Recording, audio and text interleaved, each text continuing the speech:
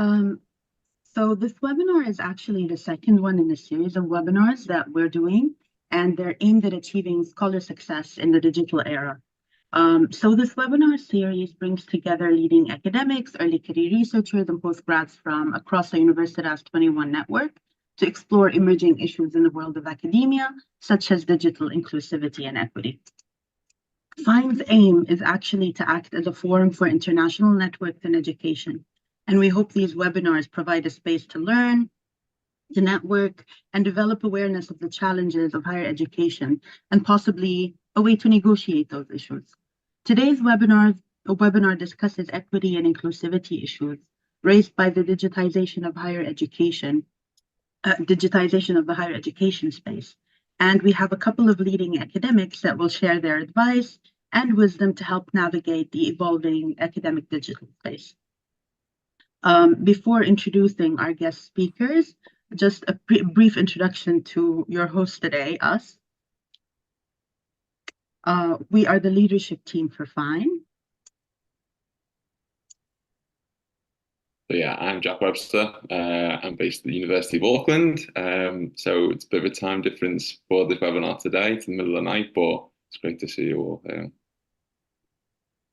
My name is Manal Mazouh. I'm also at the University of Auckland, and yeah, same time difference challenges, but happy to be here. Hi everyone, I'm Daisy and I'm from University of Edinburgh. I'm based in Scotland. I see many people from Scotland. It's really nice to see you all guys. And I really appreciate Manel and Jack using their the midnight time to run this webinar. Really, thank you. So we will share a few more detail about FINE at the end of the webinar, but now we will introduce our panelists. So Manel, could you help me to next slide? Yeah, great. So today we have really very excited to introduce two important people for our webinar, our guest speakers. So our guest speaker today joined us from some of the leading institutions in the UK. First of all, we really welcome Dr. Omar Labak and Fukuli from the University of Edinburgh. Dr. Labak is a Chancellor Fellowship and the coordinator of the Master of Science Education pathway in Murray House. And she is also a fellow of the Higher Education Academy in the UK. And in 2018, she won the Scottish Educational Research Association Estella Brisa Memorial Prize as an early career educational researcher for her excellence and promise in her work. Her research explores the intersection of internationalization, inclusivity, employability, and education policy. She is broadly interested in researching conceptualizations of the internationalization of higher education at international, institutional, and national levels, with particular focus on the international student experience and the life cycle. So really welcome Labak to join this panel today.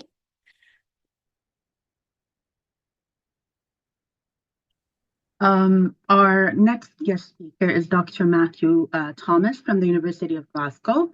Matthew is a senior lecturer at the School of Education and the program leader of Glasgow's Master of Science in International and Competitive Education. Matthew is also on the editorial board for several journals around the world, including British Journal of Sociology of Education, Curriculum Journal, and International Studies in the Sociology of Education. Matthew's research employs comparative and international perspectives to examine education policy, teachers and teaching, and higher education. Matthew has a number of journal articles and book publications, with recent publications focusing on teacher retention, sociological perspectives of teaching, policy alignment, and the methodologies of meritocracy. Again, we welcome Matthew to the webinar today. So our discussion today will be based around a few different topics, all related to equity and inclusion in the digitized higher education space. Rather than using PowerPoint, we'll just sort of make it more dialogical. It'll be more of a discussion base between our guest speakers, and we'll try and move the discussion through these topics. We can begin with a pretty broad question to describe the current landscape in academia and higher education. And both guest speakers feel free to relate the question and your responses to your own context or your own experiences. So the first question is really, how would you describe the situation of digital equity and inclusivity in higher education, and how does this impact the wider higher education landscape? And Labake, I don't know if you wanted to start with yourself. Yeah, thanks, Jack, Manal, and Daisy for your lovely introductions. And thanks everyone for being here at this webinar today. I'm just having first, I have to say, this feeling of deja vu as a former, fine U21 fine leadership member, and seeing you organize this is just really, really fantastic. So well done, guys. Delighted to be here and lovely to be here with Matthew, of course. We've had a brief conversation on how we're going to take in turns in this. And now I'm thinking that, maybe Matthew should have gone first. But I'm going to land straight into it and ask more questions, which is usually my style, not just to download this authority top-bottom kind of dialogue or monologue, but rather to have a dialogue with everyone here today. So what exactly do we mean when we talk about even digital equity or inclusivity in higher education today?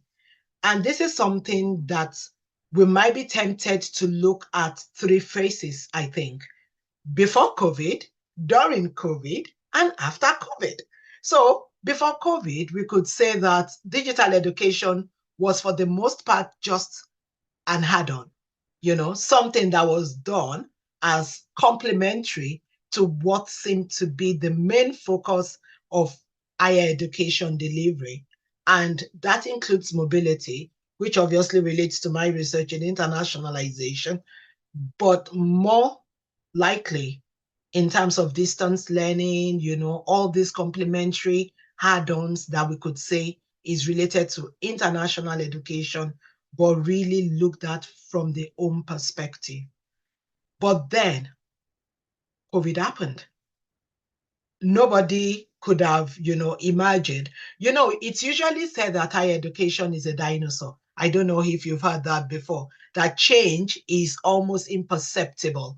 For you to change a single thing, even a course, the process we go through, it could be 1 year long. But when COVID happened, the dinosaur suddenly developed wings. And we saw, institutions grappling onto how do we turn to digitalization of education delivery.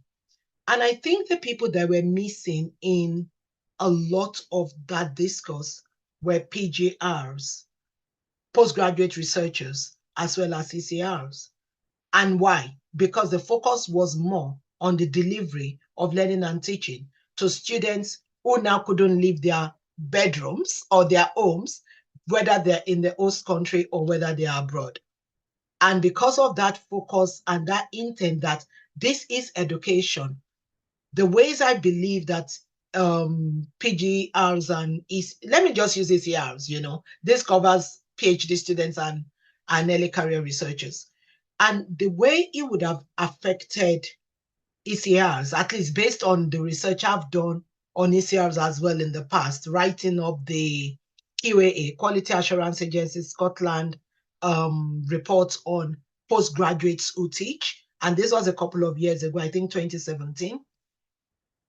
But in their role, which is usually precarious, right? Which is usually, that's if they're working as tutors.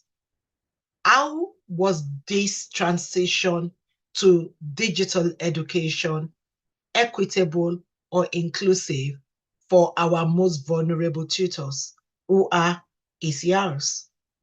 I don't think I have seen that particularly discussed, even though I co-wrote a paper with my SERA, the Scottish Education Research Association colleagues, because we were co-conveners of the SERA ECR, and we wrote a paper on that, just looking at the barriers being exacerbated. But to what extent are those barriers addressed by institutions? So in terms of access, it was assumed that ECRs, I think, are in the same position as lecturers. And you would have your thoughts about this, obviously. So these are some provocations as well. Have the same resources to deliver this digital learning to students if they were in that position. But particularly related to their own experience, what was the supervisor relationship? What was the relationship in coming together in that room where you brainstorm, share ideas, and that suddenly disappeared? Okay, let me put a pause. COVID is now over. Maybe we should get over it. Maybe, maybe not. But what is happening right now? How has the learnings of COVID helped us to even decide that we're going to improve the lot of ECRs? Is that consciously being done by higher education institutions? I mean, we have the LR in Scotland, which is a guidelines from the QAA on how, I don't know if there's something similar, say in US or in Auckland, but we do have guidelines that institutions have to follow in Scotland. But to what extent, how does this translate to the experiences of our ECRs? So I'm talking basically, because it's my favorite topic, about the dissonance between policy enactment and the experiences of, early career researchers, especially in the digital world. So adding the digital aspect is, to my mind, just adding another layer of complexity, in something that is not yet resolved, in what are the contributions of ECR to higher education. And now when you add this digital aspect, how are the contributions of ECR equitably driven or from an inclusive perspective?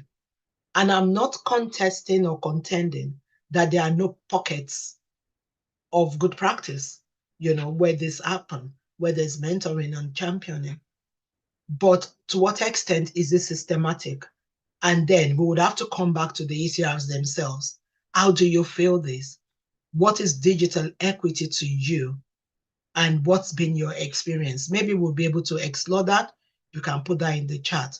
But I think you're touching on a very, very important topic in terms of how do we decide what digital equity is? I could speak about the usual, maybe the usual discourse, if one could say that, in terms of what happens when we're trying to have like a meeting online, for example, and you're placed in different countries. What's the access for ECR in the Global South if it's, a meeting being held by supervisors in the Global North? And we know, at least from OECD reports, that PGR is the most mobile students, population out of the three categories. So for these mobile students, are some outside the loop because they're not mobile, they're doing this distance learning, or they're even part-time? How does the access via digital learning enhance or take away from the learning? Okay, I think I've put in enough into that, and I would, hand over to Matthew. That was great, thank you. Yeah, Matthew, if you had any thoughts on some of the sort of current situation, the current landscape that we find ourselves in. Sure. I mean, I'll pick up on the language that Labaka has used about talking about ECRs, but I appreciate the questions about what we mean by digital equity and what we mean by digital inclusivity.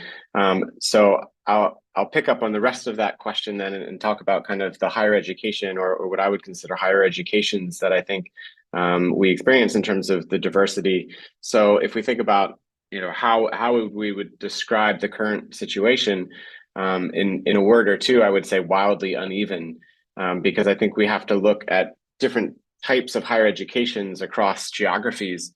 And so not just specifically countries, but we have to think about urban and rural divides in terms of access and representation. Within geographies, then we have to think about different institutions. And having worked in the US higher education system, the Australian higher education system, and now the UK system, there are system differences and there are university differences within systems. And then, of course, you can keep getting further and further into the university across departments or disciplines or colleges. We see differences across those. And then finally, you get to the level of the individual, and that individual could be the ECR, it could be the supervisor, it could be the PGR students. And in any kind of policy or support system or PD, professional development workshops or those types of things that treat any of those categories homogeneously, I think is actually really problematic, because we see wild differences across all of these different kind of levels and the kind of ecosystemic approach. And so I think the more boutique and kind of tailored approaches or scaffold approaches we can think about to support ECRs in their research, in their learning, in their teaching, as Labake said, many of them are involved in other types of labor within higher education institutions as well, the better. So I think drilling down to the uniqueness of these different kind of categories and levels and institutions and individuals is absolutely essential.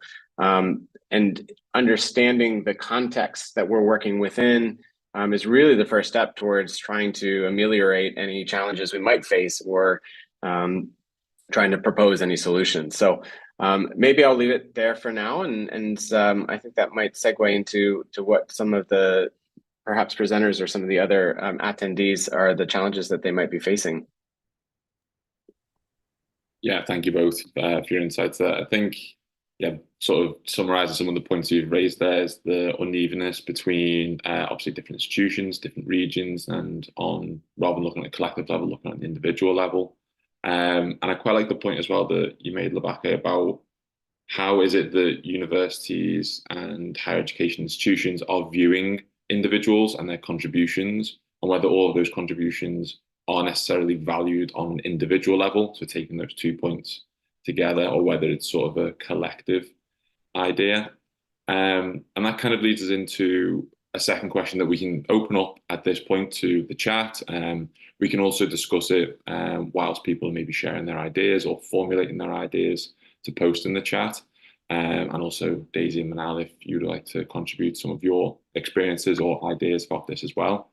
But the second question we kind of want to explore is, how is it that early career researchers or postgraduates or doctoral students, how is it that they can contribute themselves to the ongoing dialogue about digital equity and inclusivity in academia?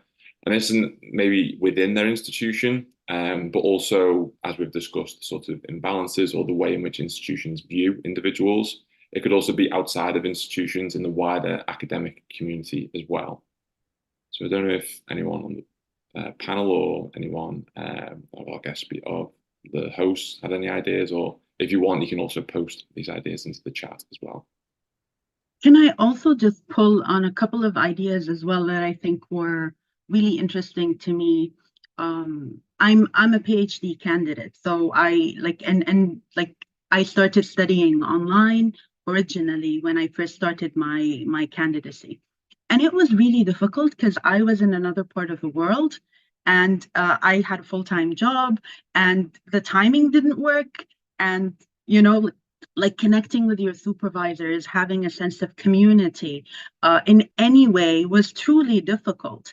And that was with me having, to a degree, access, because I had my own laptop, I had reliable internet. So I think that brings into focus to some of the challenges that you can have just by being in a different time zone. And I really loved the image, Labake, of like the dinosaur suddenly growing wings, but like simultaneously, but were the wings temporary? Because I think even though we were kind of pushed into the interaction with digital media, just like across the board, and we met challenges there in terms of equity and inclusivity. I think with our return to normalcy, after COVID, and you're saying that COVID isn't over, and I agree, because I think we're still kind of struggling with this. In terms of the policy and practice, was there really a shift? Because I mean, I don't know if I'm the only one who felt that, but during COVID, it felt like everybody was just like, patching. We didn't really have a policy, and the practice was, as Matthew said, just across the board inconsistent, depending on where you are, which discipline, which system, which area, urban, rural, what access you have. Is it really better now that we've had time to sort of reflect, or is equity and inclusivity still, especially with regard to ECR, who, as you said, are fragile?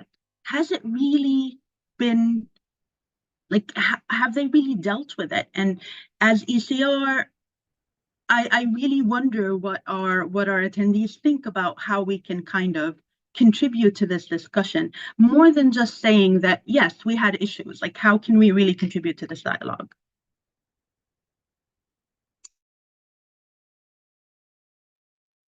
I'll just jump in quickly and say, first, to commend you in terms of you're already contributing.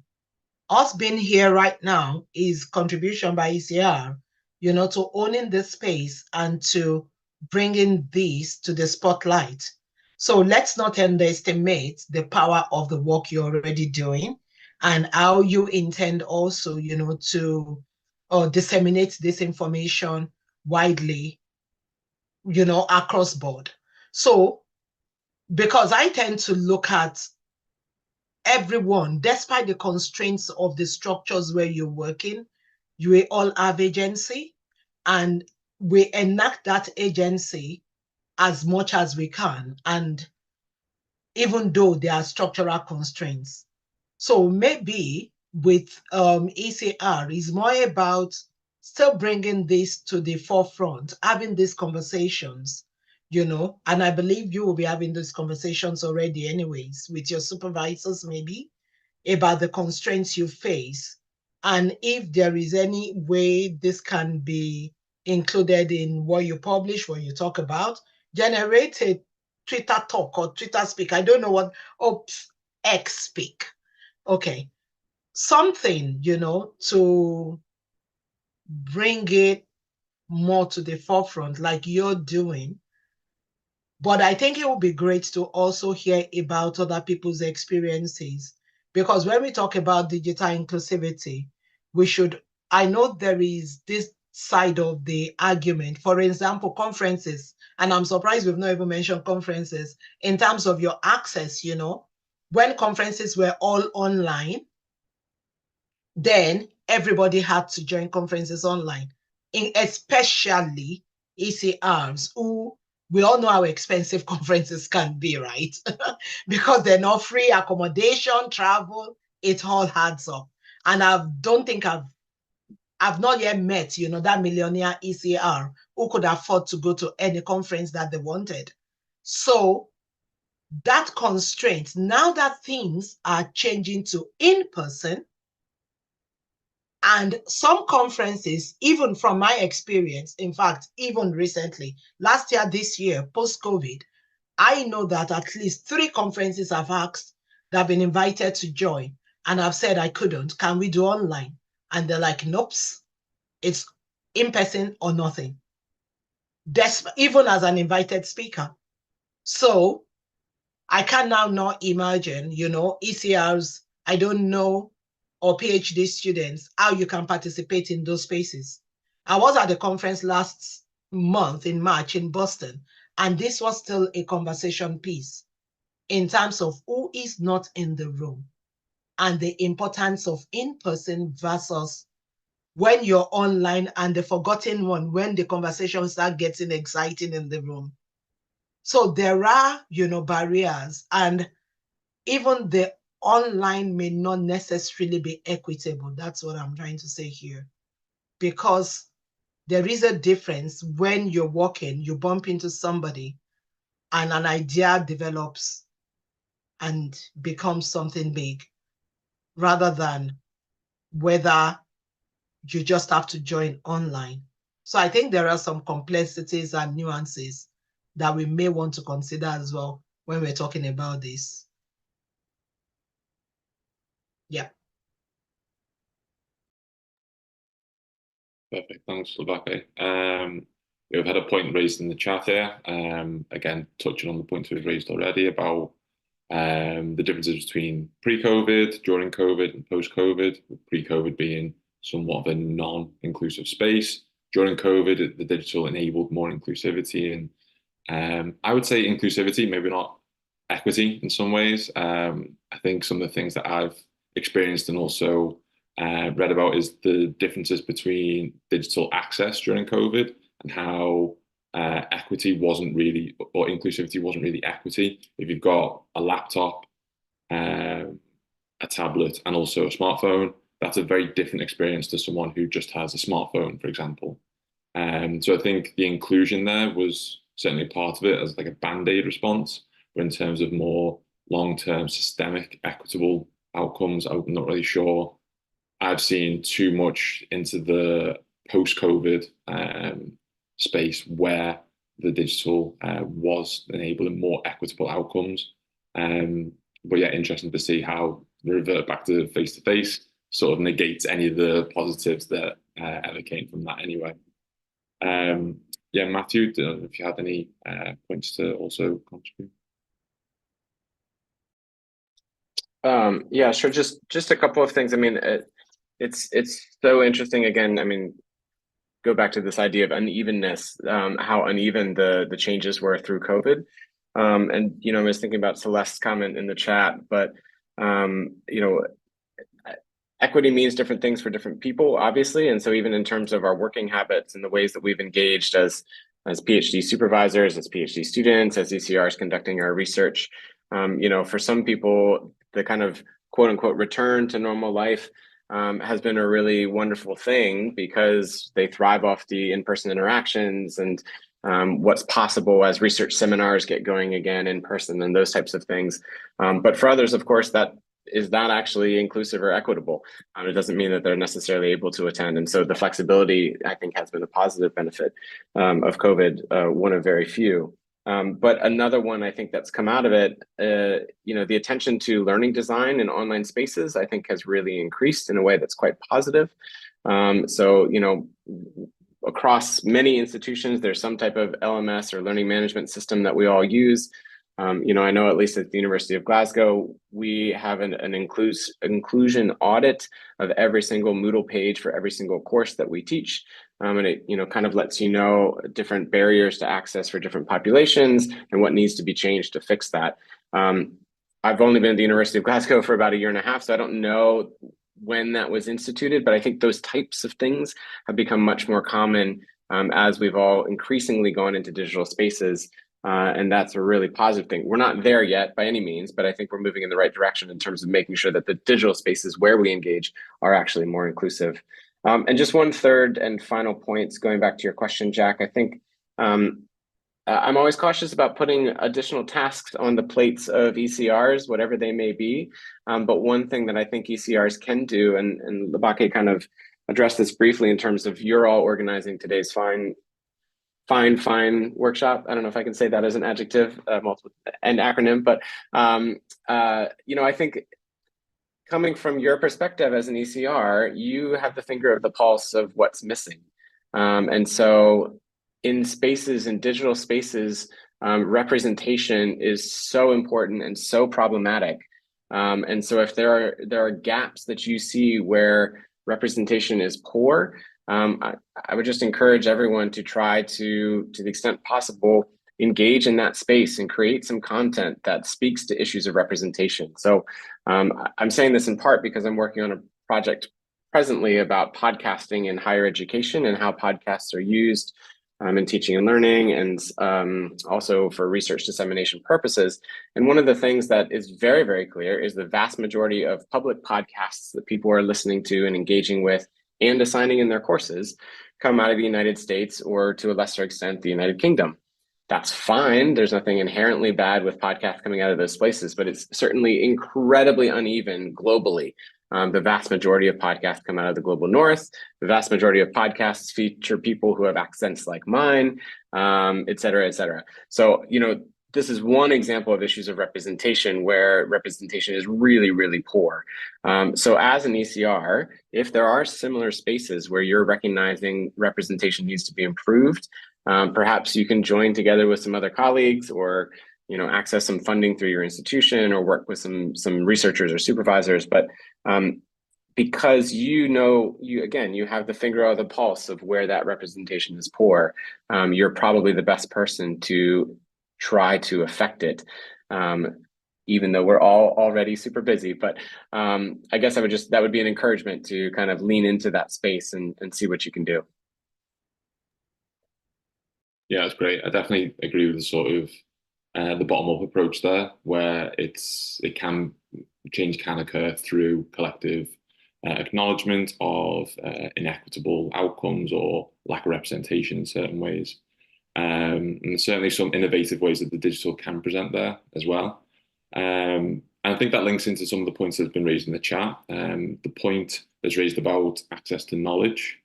I think that's something that goes beyond even digital spaces, where digital is fantastic in disseminating access to journals and knowledge and new emerging ideas. But there is, as the comment makes in the chat, there's a premium on knowledge in some ways. So I suppose, I don't know if either Labake or Matthew, if you want to speak to how this can be addressed. I know now you've also worked on some of these things as well, where how representation in knowledge and journals is sort of lacking. It's very much almost to mirror the podcast point you just mentioned there. It's the same sort of voices, the same sort of form, the same sort of language, the same sort of generation and presentation of ideas. Are there any particular journals or different mediums that you know of that early career researchers or postgraduates can leverage in order to try and tap into some more creative or innovative ways to explore more inclusive or equitable ways to present knowledge?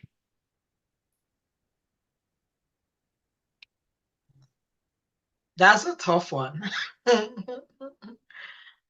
Oh gosh.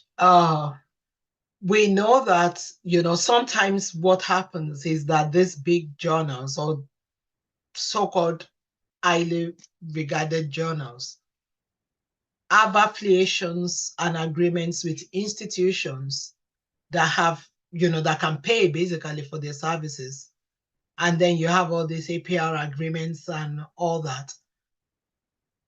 And that then are mostly institutions located in the global north. So when we talk about equitable digital access, for researchers in the global south, it's like trying to pass a camel through the eye of a needle. It's impossible, almost, for the most part. But I think that the problem goes beyond what ECR can do or what individual academics can do, because it's such a structurally ingrained problem. And so to address it, yes, we could be the ones, or, playing a part in how do we push forward this agenda. Personally, the way I address it is I try to publish in all sorts of mediums. I use all sorts of mediums to publish my work. And I'm fortunate also that I work at an institution that I think they're moving away from, all this ranking being the determinant of a quality output. And I think I would like to use that as an encouragement also for, ECRs that are here, because it's the topic of a paper that I'm here to write that I've been talking about for years. In terms of sometimes this so-called top journals that you try to access may not actually, value, I shouldn't say that. It's not like they don't value your work, but your work might still be at a stage that you need more help, to refine it as well. And you need to be realistic about that because they have, the peer review process, but I think it goes beyond that peer review process. So what internal connections, networking, collaborations are you doing to facilitate your access? I don't know if, that makes sense. Because sometimes I remember my very first attempt to publish a journal and I got major reviews. And I don't even know where that paper is. I just put it. Can you imagine? It never got published. I'm like, oh, major reviews. Because at that time, I didn't deem it fit, to ask maybe my supervisors then or somebody else as a mentor that how can I get this reviewed? I just felt like it's a rejection. They were not nice to me and it went straight into my drawer. But subsequently, after attending like a course on writing and things like that, I was told that, oh my goodness, make your review is good. It's not rejection. It just means you need to review it. So in terms of how do we reach out, to mentors to help us sometimes in refining our skill. Now, I know that doesn't address the digital problem for those who just cannot access. But sometimes it's also about finding different ways of sharing your work. Thankfully, LinkedIn is still free. And I think that sometimes we underestimate how we can create profile as ECRs, through these mediums and how that can attract people to you. Of course, I'm assuming that you have access to LinkedIn. Let's just say we're starting from there, okay? And that's what I tell everybody. I was in Ghana last month. I was telling the young students in the university the same thing. How do you curate your profile online? So it might be being realistic and working with the tools you've got from a very practical dimension to where you want to be. And I don't know if that helps anybody, but I do tend to want to be practical in my suggestions and not just talk a lot about what is wrong with the system. But what tools do you have right now to bridge that digital divide? If a conference is not letting you in because of moving to normal, I've seen that written in the chat, you could challenge that. Write to the conference organizers. I've actually written to a conference organizer that I couldn't attend the conference. And I've requested my money back and I got it. So sometimes, I got my registration. I'm like, I want my registration back. Because you don't have that kind of money to be throwing around. So sometimes, we should use what we have. Yeah. Yeah, that's great. I think, some of the practical points you raised there, particularly around LinkedIn's definitely got a different sort of space in academia, especially since Twitter's become X and become a bit more of a toxic place. A lot of the discussion shifted maybe from there onto LinkedIn, but certainly more of a active space than it was maybe sort of 12 months ago. And obviously we disseminate a lot of the events and ideas about FINE through LinkedIn. So we can see the benefits in the way it does disseminate quite widely on LinkedIn. And I think some of the points you've raised there touch on, like you mentioned, some of the comments in the chat, particularly the idea you raised at the end towards challenging or using whatever agency we have to challenge some dominant, powerful groups or institutions or people in positions of power. And this is the point that Rachel raises around it can be uncomfortable to challenge the status quo while still being effective in some ways. So particularly in a sort of journal article space, how to challenge some of these norms whilst also creating the space to be included in the discussion. And that's sort of quite a challenging tension between particularly as early career researchers trying to enter into the space and be seen, whilst also pushing back against some of the challenges and restrictions on the boundaries of that space that restrict and prevent people from entering into that space. So I think some of the points you've raised there definitely address and sort of speak to those. concerns raised in the chat. And then also the idea, again, that Rachel raises about being back to normal. And this, obviously, we were talking about sort of more ground up ways of addressing some of these issues, but the back to normal is definitely a top down sort of suppression of any of the sort of changes or positive movements towards inclusivity and equitable outcomes from a top down perspective, where it's gone from being what it was before to slight changes, and then moving forward is trying to revert back with some strains and some tensions in some way. And yeah, the idea of the individuals taken out of the situation, everyone's just seen as being collectively understood and the same. This sort of speaks to the issues from an institutional level downwards.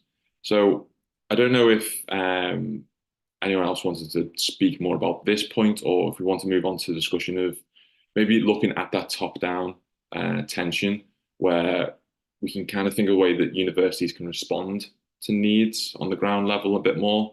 So how do you think that universities, or maybe no experiences of where they are supporting individuals in more inclusive and equitable ways, or how can they support in the future, or some of the changes that ECRs or postgraduates can look out for in order to try and push towards the certain sort of changes in terms of digital accessibility and digital resources and tools to support their research and their studies?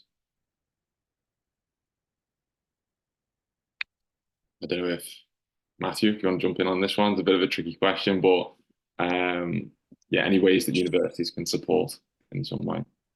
Sure, and I'll preface my comments by saying that, again, I think there are wild differences across universities. So the University of Glasgow has very different access to resources than, you know, the University of Zambia, or et cetera. But I think one thing that is maybe interesting to think about is where the resources and the access are located within the university. And so in my experience across the University of Glasgow and before that, the University of Sydney, there's actually a wealth of experience, opportunities, professional development, trainings, other things that are available to ECRs through the University Central Hub, through the library, through departments or colleges or faculties or whatever organizational unit the university has. And to me, the challenge was really actually curating that experience for the PhD students that I was supervising or the ECRs that I was mentoring, because it can be quite overwhelming to know where to begin and where to invest your time, and sometimes where to even find these resources. So not to say that, you know, these universities necessarily did that perfectly by any means, but I think one thing that I might think is helpful is for ECRs to, you know, crowdsource across, you know, horizontally with each other about what are the offerings at your university that are particularly useful, you know, and try to create those horizontal networks where you can share resources that are most relevant for, you know, what you need and what you think would best advance your own development, whether it's in the digital space or otherwise, to be quite honest. But then afterwards, secondly, to communicate that with people above you. So, you know, whether that's your supervisor or whether it's, you know, you're the director of PhD students or whoever that might be, so that they're aware of what is most relevant and useful. Because I often find there's a bit of a gap where the needs and the experiences of ECRs aren't necessarily always well understood by those people who are not ECRs. And so the university could put together a whole suite of activities or, you know, professional development workshops or et cetera, trainings, whatever. But if it's not being utilized, or worse, if it's not useful, then it doesn't amount to anything. So I guess maybe the call is to, you know, crowdsource horizontally, but then also to push upwards to try to highlight the things that are useful and request more of them, to be quite honest.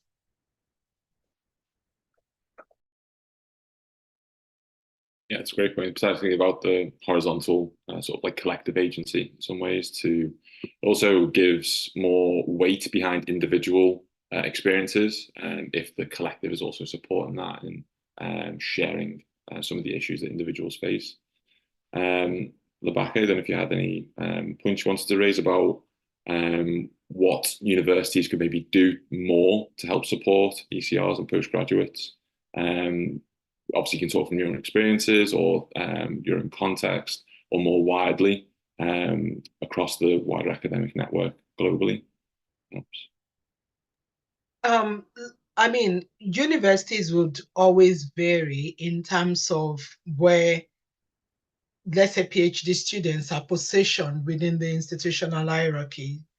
And I think universities need to articulate that in such a way that the PhD students or ECRs will feel a sense of belonging. I think that should be clear and it should be transparent and well communicated. And that way, I believe that universities can address a lot of the issues that, postgraduate students, research students, or ECRs face within the institution. So I think I'm borrowing a bit from what Matthew said earlier on, is that understanding what the situation is the first step actually to putting together any potentially, good solutions, if we can call it that. It has to be a clear understanding of exactly who are our, research students. And when I say who are our research students, are they just students? Are they staff? Because these are real questions that have been asked. And then where do we place them in the old structure within our departments and our universities? And if that is clearly communicated, it can definitely enhance the student experience, firstly in, having that sense of belonging to a department that is clearly recognized, as well as addressing some of the issues we've talked about. Because when you clearly place people within a particular space, how do you support them to address digital barriers in terms of conference attendance, in terms of even access to devices, as been mentioned in the chat? I mean, I don't think it's proper for people to use phones. Well, I wouldn't survive if I had to use my phones. It drives me nuts, to be honest. So, but for those who don't have that access, how is it communicated? The devices that maybe you can borrow. I know that in Edinburgh, you can borrow a laptop, for example, and you can have it for the whole duration of your PhD.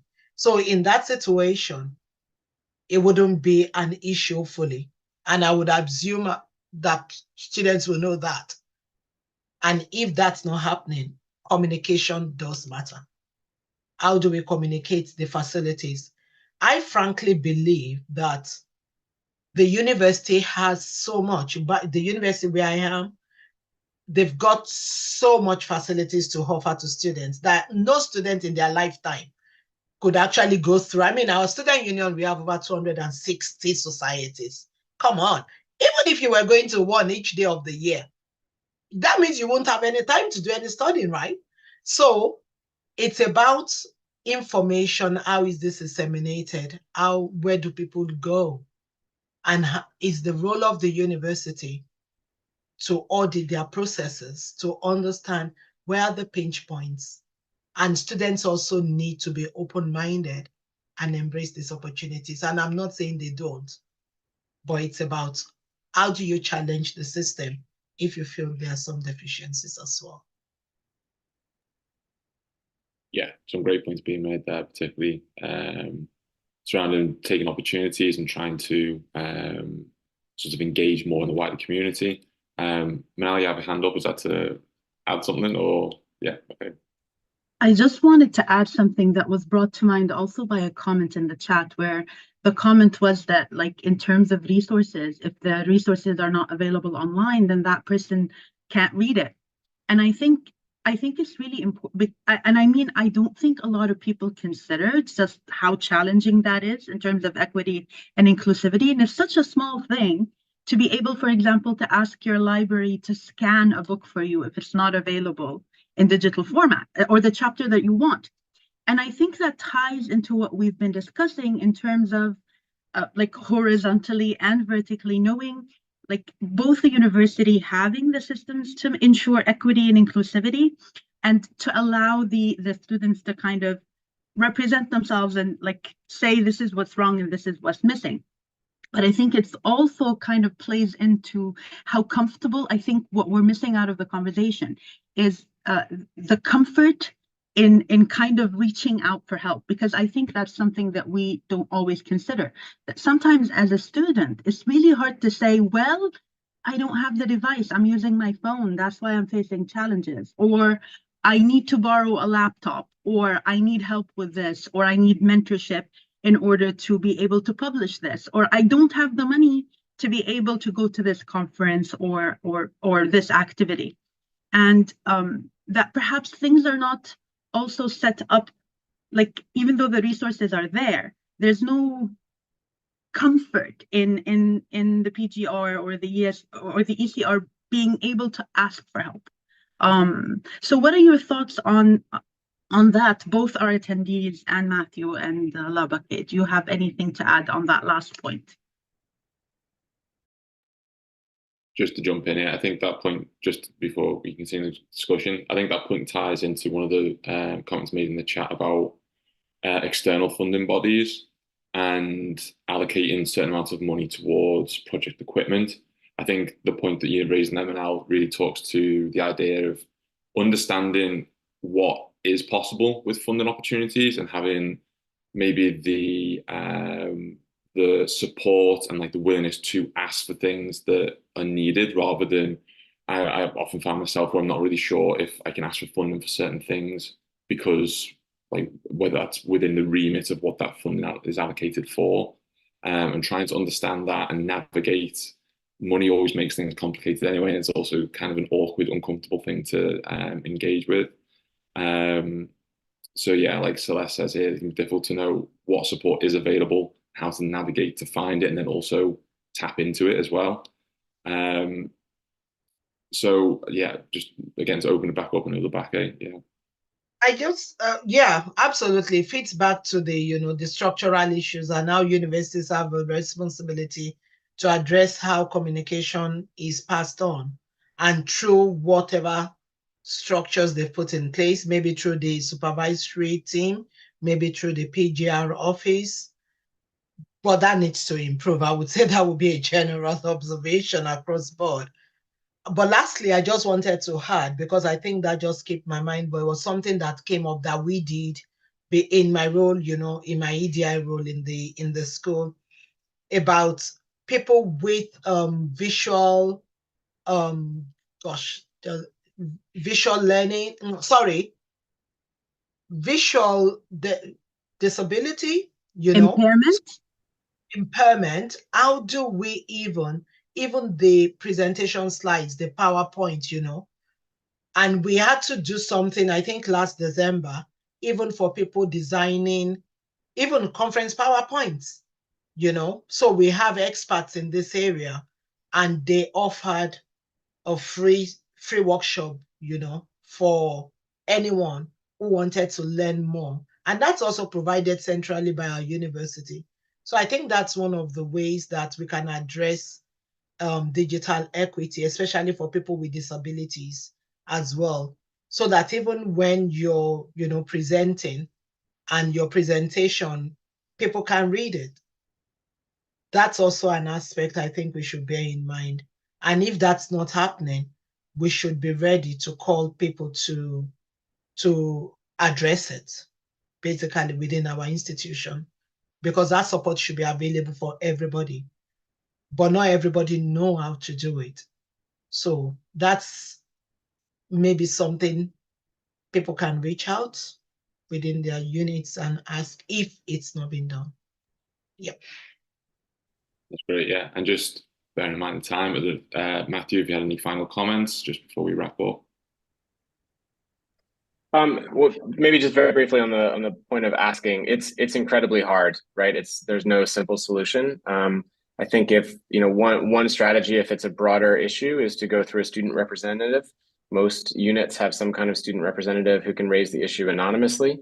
If it's more personal in nature, I think we can all identify advocates usually in our units, whether they're our direct supervisor or a colleague or otherwise, and often someone who can listen and be an advocate is kind of all you need to get the ball rolling. So, but that said, it's depending on your particular thing that you're asking for, it's never an easy conversation. And unfortunately, universities are not always the friendliest places for those types of things. Yeah, that's great. And Labaka, just before we wrap up, any final comments or? Perfect. All right. So yeah, we'd like to thank both of you again for your contributions and offering your time and insights into our discussion today. It has been a fantastic discussion, lots of input as well from attendees. So thank you all for that as well, for sharing your ideas and your experiences and your questions into the chat. Really appreciate making this more of a dialogical experience. So yeah, thank you all once again for sharing your informative perspectives and advice and also experiences in today's webinar. Thank you. Thank you, everyone. So yeah, thanks everyone. Great to see you. Yeah. Thank you. We're gonna plug in some of our links in there. Daisy? Yeah. Thank you. Bye. So we've had some resources on our social media. Yeah, Manel has put it in our chat box. So if you are interested in our following up like webinars or other events or our kind of resources, please feel free to follow our account or maybe just subscribe the LinkedIn and X or Twitter anyway, and the YouTube channel. So we will put this recording on our YouTube channel. So if you would like to forward this talking and conversation to your friends or to someone maybe interested in this, please feel free to do that. And we have recorded a lot of useful resources from the chat box, which I have recorded it from, I think, Roddy and Mills and Alan, you have put a really, really good point in the chat box, and the resources may be useful for other PGRs and the ECRs. So I recorded this, and if you would like to provide more resources, because probably you know better than us, so you can just email us or talk to us to work with us in terms of this kind of a resource package, so we can benefit more people. Perfect. Yeah, so once again, thanks Labaka and Matthew and everyone else still on the call. Hopefully speak to you all in the future. Hope you enjoy the rest of your week, or Friday as it would be for us. Yeah, all the best. Thanks again. Thank you, everyone. Great. Thanks so much for hosting, and I hope you all get some sleep. Yeah. Bye. Have a good day. Bye. Yeah.